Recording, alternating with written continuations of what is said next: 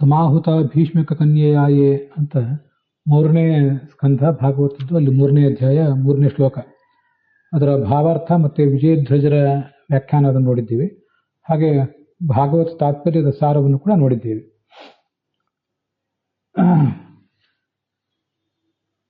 ರುಕ್ಮಿಣಿಯ ಸ್ವಯಂವರ ಏರ್ಪಡಿಸಿದ್ದ ಭೀಷ್ಮಕ ರಾಜ ಅಲ್ಲಿ ಎಲ್ಲ ರಾಜರನ್ನು ಆಹ್ವಾನಿಸಿದ್ದ.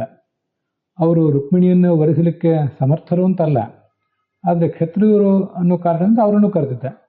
ಅವರ ಎದುರಿನಲ್ಲಿ ಕೃಷ್ಣ ರುಕ್ಮಿಣಿಯನ್ನು ಸ್ವೀಕಾರ ಮಾಡಿದರೆ, ಅವಳನ್ನು ಕರೆದುಕೊಂಡು ಹೋದರೆ ಎಲ್ಲ ರಾಜರ ತೇಜಸ್ಸನ್ನು, ಅವರ ವೈಭವವನ್ನು ಮಣ್ಣು ಪಾಲು ಮಾಡಿದಂತೆ ಆಗ್ತದೆ. ಇದು ಕೃಷ್ಣನ ಆಲೋಚನೆ ಆಗಿತ್ತು. ಹಾಗೆ ಭೀಷ್ಮಕ ರಾಜನನ್ನು ಪ್ರೇರಿಸಿದ್ದ. ಮತ್ತು ಆ ಎಲ್ಲ ರಾಜರು ನೋಡ್ತಾ ಇದ್ದಂತೆ ಅವರ ತಲೆ ಮೇಲೆ ತನ್ನ ಪಾದವನ್ನು ಇಟ್ಟು, ಅರ್ಥಾತ್ ಅವರನ್ನು ಕಡೆಗಣಿಸಿ ಅವಳನ್ನು ಸ್ವೀಕಾರ ಮಾಡಿಕೊಂಡು ಹೋದ. ಇದು ಈಗ ಯಾದವಾರ್ಯರು ಹೇಳುವಂತಹ ಅರ್ಥಗಳನ್ನು ಗಮನಿಸೋಣ. ಅಲ್ಲಿ ಅವರು ಕೂಡ ತೃತೀಯ ಅನ್ನೋ ಏನಿದೆ ತೃತೀಯ ವಿಭಕ್ತಿ, ಅದು ಷಷ್ಠಿ ವಿಭಕ್ತಿಯ ಅರ್ಥವನ್ನೇ ಮಾಡಬೇಕು ಅಂತ ಹೇಳ್ತಾರೆ. ವಿಜಯಧ್ವಜರು ತೃತೀಯ ವಿಭಕ್ತಿಗೆ ತಾದರ್ಥ್ಯ ಅನ್ನೋ ಅರ್ಥವನ್ನು ಹೇಳಬೇಕು ಅಂತಾರೆ. ಅದಕ್ಕಾಗಿ ಅಂತ ಇವರು ಷಷ್ಠಿ ವಿಭಕ್ತಿಯನ್ನು ಹೇಳಿ ಷಷ್ಠಿ ವಿಭಕ್ತಿಗೆ ಅದಕ್ಕಾಗಿ ಭೀಷ್ಮಕನ ಮಗಳಿಗಾಗಿ ಅನ್ನೋ ಅರ್ಥವನ್ನು ಮಾಡಬೇಕಂತ ಹೇಳ್ತಾರೆ.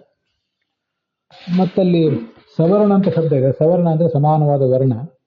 ಸಮಾನವಾದ ವರ್ಣ ಅನ್ನುವ ಶಬ್ದ ಭಾವಪ್ರಧಾನ, ಅದು ಸಮಾನವಾದ ವರ್ಣಕ್ಕೆ ಸೇರಿದವರು ಅನ್ನೋ ದೃಷ್ಟಿಯಿಂದ ಅವರನ್ನು ಕರೆದಿದ್ರಷ್ಟೆ. ಸವರ್ಣೇನ, ಸಮಾನವಾದ ವರ್ಣ ಎಂಬ ದೃಷ್ಟಿಯಿಂದ ಅಂತ ಅರ್ಥ. ಹಾಗೆ ಯಾದವಾರ್ಯರು ಹೇಳ್ತಾರೆ ಭಾವಪ್ರಧಾನ, ಸಮಾನವಾದ ಜಾತಿ, ಸವರ್ಣತ್ವ ದೃಷ್ಟಿಯಿಂದ ಅಂತ ಹಾಗೂ ಹೇಳ್ಬೋದು. ಅಥವಾ ಭಾವಪ್ರಧಾನ ಅಂತಲೇ ಹೇಳಬೇಕಾದ ಅಗತ್ಯ ಏನಿಲ್ಲ, ಸಮಾನವಾದ ಜಾತಿಯ ದೃಷ್ಟಿಯಿಂದ.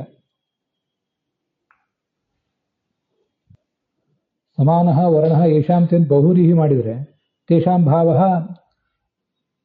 ಮುಂದೆ ಭಾವಪ್ರಧಾನ ನಿರ್ದೇಶ ಅದು ಅಂತ ಹೇಳಬೇಕಾಗ್ತದೆ. ಬಹುರೀಹಿ ಮಾಡಿದರೆ ಸಮಾನ ವರ್ಣ ಸವರ್ಣ ಅಂತ ಇಷ್ಟೇ ಮಾಡಿದರೆ, ಸವರ್ಣೇನ ಅಂದರೆ ಜಾತಿಯ ದೃಷ್ಟಿಯಿಂದ, ಸವರ್ಣತಃ ಅಂತ ಪ್ರಯೋಗ ಮಾಡಿದರೆ with respect of the same caste, ಸಮಾನವಾದ ಜಾತಿಯ ದೃಷ್ಟಿಯಿಂದ ಅಂತ ಹೇಗೆ ಅರ್ಥ ಬರ್ತದ ಹಾಗೆ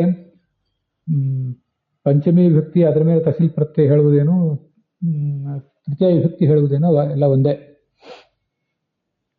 ಸಮಾನವಾದ ಜಾತಿಯಿಂದ ಅಂತ ಅದಕ್ಕೆ ಅರ್ಥ ಅಲ್ಲ, ಸಮಾನವಾದ ಜಾತಿಯ ದೃಷ್ಟಿಯಿಂದ ಅಂತ. ಹೀಗೆ ಅವರನ್ನೆಲ್ಲ ಕರೆಸಿದ್ದ.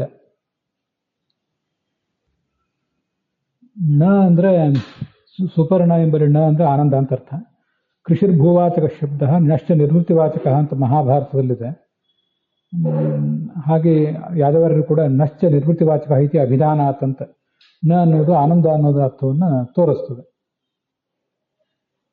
ಒಟ್ಟಾರೆ ಭಾವಾರ್ಥವನ್ನು ಅವರು ಬರೆದಿದ್ದಾರೆ ಚತಶ್ಚಾಯಂ ಶ್ಲೋಕಾರ್ಥ ಅಂತ. ಭೀಷ್ಮಕನ ಮಗಳಾದ ರುಕ್ಮಿಣಿಯ ಕಾರಣಕ್ಕಾಗಿ ಸಮಾನ ಜಾತಿಯ ಕಾರಣದ, ಸಮಾನ ಜಾತಿಯ ದೃಷ್ಟಿಯಿಂದ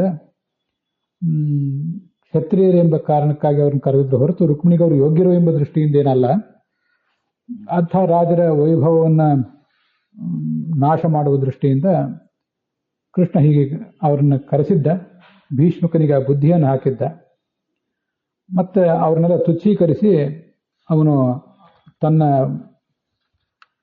ಪತ್ನಿಯೇ ಆದಂಥ ಅವಳನ್ನು ಅಪಹಾರ ಮಾಡಿದ.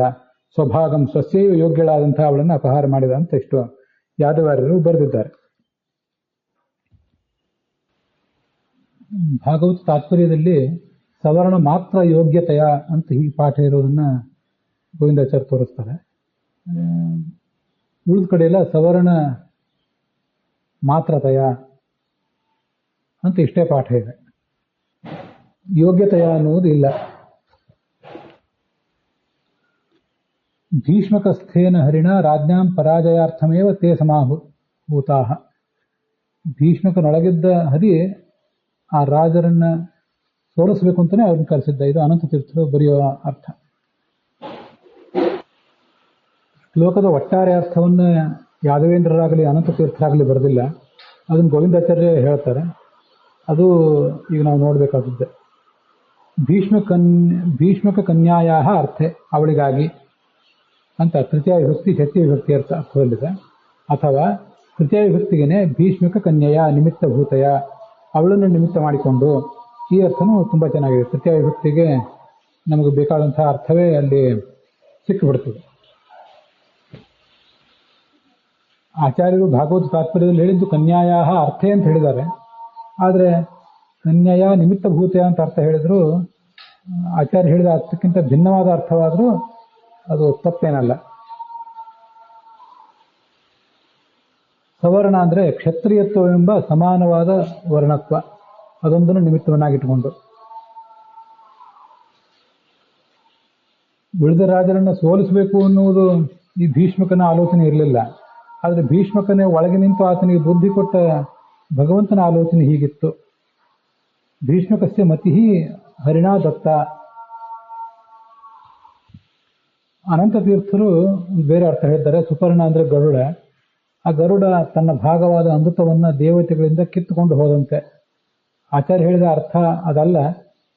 ಆದರೆ ಹಾಗೊಂದು ಅರ್ಥ ಇರೋದನ್ನು ಗೋವಿಂದಾಚಾರ್ಯರು, ಅನಂತ ತೀರ್ಥರು ಹೇಳಿದ್ದನ್ನು ಗೋವಿಂದಾಚಾರ್ಯರು ಗುರುತಿಸಿದ್ದಾರೆ. ಆಚಾರ್ಯ ಹೇಳಿದ ಅರ್ಥಕ್ಕಿಂತ ಭಿನ್ನ ಆದರೂ ಹಾಗೂ ಒಂದು ಅರ್ಥವನ್ನು ಗಮನಿಸಬಹುದು. ಅಲ್ಲಿ ಗರುಡನಂತೆ ಅಂತ ಅಲ್ಲಿ ಬಂದಿಲ್ಲ. ಗರುಡ ಅಮೃತವನ್ನು ತಂದಂತೆ ಅಂತ ಬಂದಿಲ್ಲ. ಆದ್ದರಿಂದ ಅನಂತ ತೀರ್ಥರ ಆ ಅಭಿಪ್ರಾಯವನ್ನು ಒಪ್ಪುವುದು ಕಷ್ಟ. ಆದ್ದರಿಂದ ಗರುಡ ಅಂತ ಅರ್ಥ ಇಟ್ಕೊಳ್ಳೋದೇನೆ. ಸುಪರ್ಣ ಅಂದರೆ ಶ್ರೇಷ್ಠವಾದ ಆನಂದವುಳ್ಳವನು ಅಂತ ಅರ್ಥ ಮಾಡುವುದೇ ಯೋಗ್ಯ.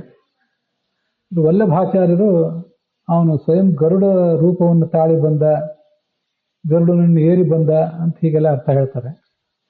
ಅದು ಇಲ್ಲಿ ಅನಗತ್ಯ. ಭೀಷ್ಮಕ ಕನ್ಯೆಯ ಅಂತ ತೃತೀಯ ವಿಭಕ್ತಿ ಇದೆಯಲ್ಲ, ಕನ್ಯೆಯೇ ಕರೆಸಿಕೊಂಡಿದ್ಲು ಅಂತ ಅರ್ಥ ಆಗ್ತದೆ. ಅದು ಹೇಗೆ ಅಂದರೆ ಪುರುಷೋತ್ತಮರು ಅನ್ನೋರು ವ್ಯಾಖ್ಯಾನ ಮಾಡುವಂತೆ ಈ ರುಕ್ಮಿಣಿ ತನ್ನ ಸಹೋದರ ರುಕ್ಮಿಯ ಮೂಲಕ ಕರೆಸಿಕೊಂಡಳು ಅಂತ. ಹೇಗೆ ಕರೆಸಿಕೊಂಡಳು ಅಂದರೆ ಅವಳಲ್ಲಿ ಶ್ರೇಯಸ್ಸವರ್ಣೇನ ಲಕ್ಷ್ಮೀದೇವಿಗೆ ಸಮಾನವಾದ ಒಂದು ರೂಪ ಇತ್ತು. ಸವರ್ಣ ಅಂದರೆ ರೂಪ, ವರ್ಣ ಅಂದರೆ ರೂಪ, ಸವರ್ಣ ಅಂದರೆ ಸಮಾನವಾದ ರೂಪ. ಅದು ಇದ್ದುದರಿಂದ ಆ ರೂಪದ ಮೂಲಕ ರುಕ್ಮಿಗೆ ಹೇಳಿ ಅಥವಾ ರುಕ್ಮಿಯನ್ನು ಪ್ರೇರಿಸಿ ಆ ಥರ ಕರೆಸ್ಕೊಂಡ್ಲು ಅಂತ ಹೀಗೆ ಅರ್ಥ ಮಾಡ್ತಾರೆ. ನೀನು ಕರೆಯಂತ ರುಕ್ಮಿಕೇನು ಹೇಳಿರಲಿಲ್ಲ. ಆದರೆ ಅವಳನ್ನು ನಿಮಿತ್ತ ಮಾಡಿಕೊಂಡು ಅವನು ಎಲ್ಲ ರಾಜರನ್ನು ಕರೆದ. ಬುಭೂಷಯ ಅಂತ ಅವರು ಒಂದು ಪಾಠ ಇಟ್ಕೊಂಡಿದ್ದಾರೆ. ಜಿಹೀರ್ಷಯ ಅಂತ ಇಟ್ಕೊಂಡಿಲ್ಲ. ಬುಭೂಷ ಅಂದರೆ ಅಲಂಕಾರ. ಬಂದ ರಾಜರಿಗೆ ಈ ಸ್ವಯಂವರ ಅನ್ನೋದೊಂದು ಹಬ್ಬವಾಗಲಿ ಎಂಬ ದೃಷ್ಟಿಯಿಂದ ಆತ ಕರೆಸ್ಕೊಂಡಿದ್ದ. ಭೂತಿರ್ಭವತು, ಭೂತಿ ಅವರಿಗೊಂದು ವೈಭವ, ಅವರಿಗೊಂದು ಹಬ್ಬ ಆಗಲಿ ಅಂತ ಕರೆಸ್ಕೊಂಡಿದ್ದ ಅಂತ ಶ್ರೀಧರರು ಅದನ್ನು ವ್ಯಾಖ್ಯಾನ ಮಾಡ್ತಾರೆ. ಆದರೆ ನಮ್ಮ ಪಾಠದಲ್ಲಿ ಜಿಹೀರ್ಷ ಆಚಾರ್ಯ ಹೇಳಿದಂಥ ಪಾಠ, ರಾಜರ ವೈಭವವನ್ನು ಕಸಿಯುವ ದೃಷ್ಟಿಯಿಂದ ಅಂತ ಹೀಗಾದ್ರ ಅರ್ಥ. ಸುಪರ್ಣ ಅನ್ನೋದು ಭಗವಂತನನ್ನು ಹೇಗೆ ಹೇಳ್ತದೆ ಅನ್ನೋದು ಉಳಿದ ವ್ಯಾಖ್ಯಾನಕಾರರಿಗೆ ಗೊತ್ತಾಗಿಲ್ಲ. ಸುಪರ್ಣ ಅಂದರೆ ಒಳ್ಳೆಯ ರಥ ಏರಿ ಬಂದಂಥ ಭಗವಂತ ಅಂತ ಹೇಳ್ತಾರೆ.